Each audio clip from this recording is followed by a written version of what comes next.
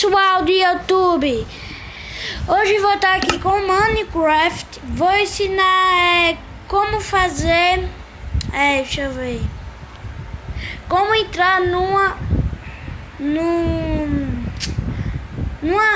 vila que tem bastante coisa. Vocês botam aqui, não, pera ainda, pessoal. Você vai vir semente e bota do portal no final, viu? Você bota final, só que com letra maiúscula. Final. Ficou bem massa. Aí você entra, vai aparecer nesse canto. Você tem bastante coisa nessa vila. Opa! Vocês botam uma pedra aqui e cavam aqui. Cavam até chegar no canto. Pronto, cheguei. Vocês vão vir aqui. Não, nessa biblioteca não, que não tem exatamente nada. Vocês vêm aqui, desçam aqui. E vai estar aqui o portal com 2 olhos. Só que não vai estar com o resto. Vocês vão ter que... Eu tô com meu amigo aqui, Tô com meu amigo que é Pedro Henrique. Fala oi aí, Pedro Henrique. E aí? Pessoal, só que eu não tô aparecendo no mundo dele, tá? Que ele tá em outro mundo. Eu tô em um mundo diferente. Bom, pessoal, é isso.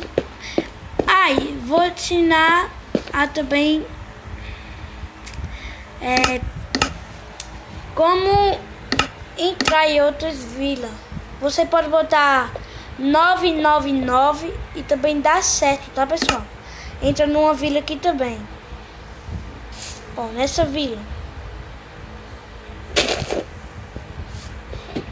E pra botar coisa na... Vocês podem botar Franklin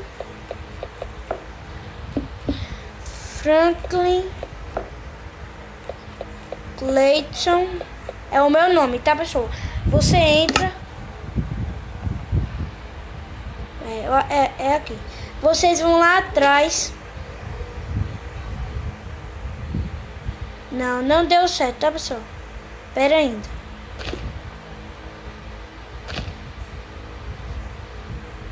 Deixa eu ver se é dentro dessa caverna. Não é. Então vamos botar outra coisa. Vamos botar a coisa aqui do canal, né? Play Games Super Android. Vamos botar pra ver o que vai dar.